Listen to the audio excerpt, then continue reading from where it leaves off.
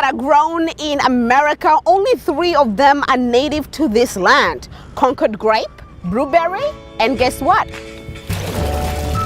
Cranberries.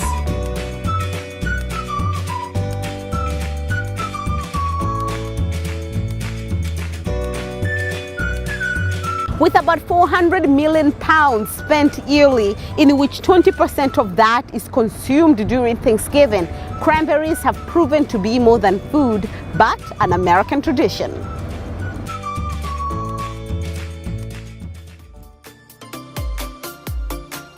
So join us in this journey as we trace the cranberries from the bogs to you. This is a look at the cranberry agriculture.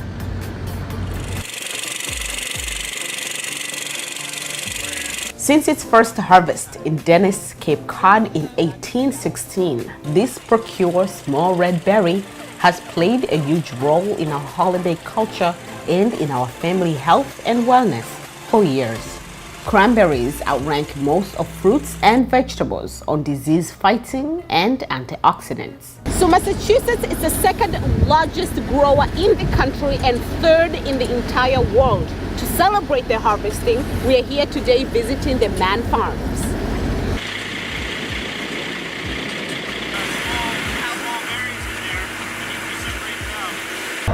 Cranberries are 90% water and have hair holes in them, which of course this allows them to float. And most people think that the cranberries grow on water, but that's not true, right? That's not true, no. Okay. They grow dry. We manage water all season long. We have tensiometers measuring soil moisture, and the roots don't want to be saturated. They don't want to be saturated water. We have to keep the soil moist but not saturated in order to get the optimum growing conditions. Wow. So tell me why you use water. Why don't you just go and pick them as maybe you would pick apples or blueberries? Why do we have to flood them? Well, years ago, cranberries were dry harvested. Back in the 50s, hand scoop was the primary way of harvesting cranberries, and the schools would close and they would send everyone out to work in the cranberry bogs to harvest cranberries. When my father bought this farm back in the late 50s, dry harvesting machines were just being introduced, and he was picking with dry harvesting machines, but out in Wisconsin, they were just starting to pick with water. And so my father went out to Wisconsin and saw how they did it. He came back to Massachusetts, brought the technology here, and he was the first grower in Massachusetts to commercially water harvest cranberries. Wow! And it's much more efficient. One water picking machine can pick about 5 acres a day easily, whereas a single dry harvesting machine can pick about a half acre per day, but it takes about 2 people to operate it. You need one person carrying the vine, handling the fruit that's been picking, and one person operating the machine. So what goes first? Does the machine come and then picks the berries first, and then you flood the bogs, or you flood them first and then you... We bring the water up in the vine a little bit. Okay. Ideally, it's a shallow flow to pick. Okay. Sometimes you don't have that choice. Today we picked in pretty deep water, All right. but this was an easy bog picking. You can actually see the berry line as you're picking. If you pick in shallow water, then you have to flood it deep enough that the berries float free from the vine and they can drift in the direction. We corral, in this case, because the bog's shaped well and the winds go in the right direction, we're just getting most of the fruit out. We've already loaded 2 tractor trailer trucks from this bog. Okay. This is only a 3-acre bog, and we probably have another truck or 2 still floating here. So how many bogs do you pick per day?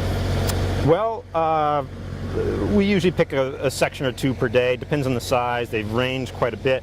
This is a 3-acre bog, which is a pretty average sized bog. The one across the dike is a 12-acre bog, so that'll take us all day to pick and maybe 2 days to load. That bog will probably have up to 15 tractor trailer loads to load out of it.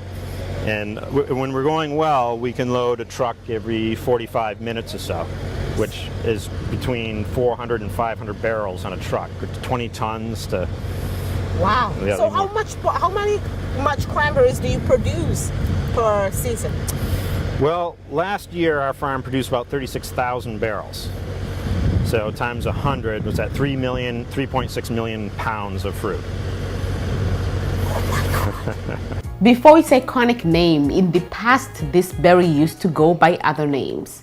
It was not until when the Germans and the Dutch settlers named this native berry Cranberry, because they felt that its vine's blossoms resembled the neck head and the bill of the crane. Today, of course, we all know this berry as cranberry. Now, in the beginning, the cranberries are green, then they turn white, and finally turning red.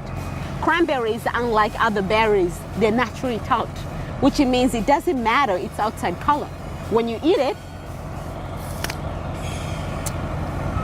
it's still better. Now I see like there are almost like two different shades here. There's the white one, right? This kind of white, and then we have this beautiful cranberry kind of color. So reading about this is kind of like not ripe yet, and this is the perfect version. So when you're harvesting them, like how do you measure when it's ready to? Ocean Spray has minimum criteria for delivering, and we actually bring samples in Ocean Spray, have them tested for color. Okay. If they don't meet the minimum color, we don't start harvesting. Okay. But we also, it takes us about a month to get the crop in. So these are not ideal color right now, but in order to get the whole crop in, we have to pick, and they're meeting the minimum criteria.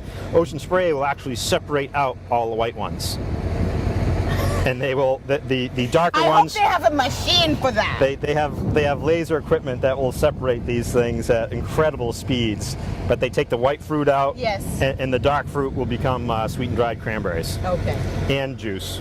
Cranberries grow and survive on very special conditions, such as acid peat soil, an adequate source of water supply, and a growing season that extends from April to November. They grow on low-lying vines in beds layered with sand, peat, gravel, and clay. Massachusetts is where the whole industry began. Massachusetts led the cranberry industry, was the biggest producer of cranberries in the world. But because we were the first, we're now the oldest bogs in the world, and they're not the most productive bogs. So for us to remain competitive, we need to renovate, put in newer varieties. These are Mullica Queens, which were produced by Ocean Spray and Rutgers. So they're a much higher yielding variety than the native varieties, which are typically early blacks and hows in Massachusetts. What is the life of a cranberry farmer like? It is very busy. This is the only time of year anyone notices us. I know! We pay attention to, oh, look at them! That must be so beautiful! As soon as we're done harvesting, we start renovating.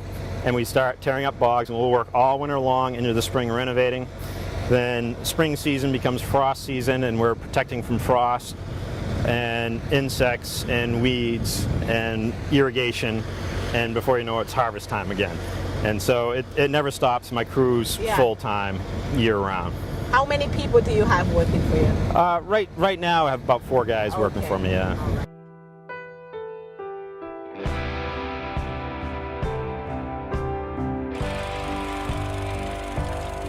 Yeah, I'd just like to say that the cranberry industry in Massachusetts is the largest agricultural commodity produced in Massachusetts, and it provides about $3.6 billion economic benefit to the region and the state.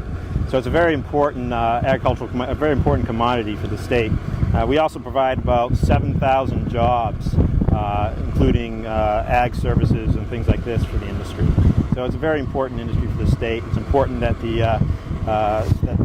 the community supports the industry. It's mostly grown in a few towns in southeastern Massachusetts, and we do need to support our local community to keep the business viable and healthy, so we can keep providing benefits for the state.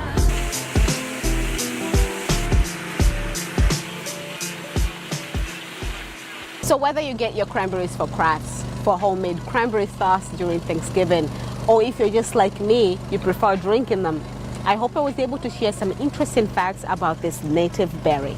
It was my honor to spend this time with you. From WCTV, I am Queen Banda.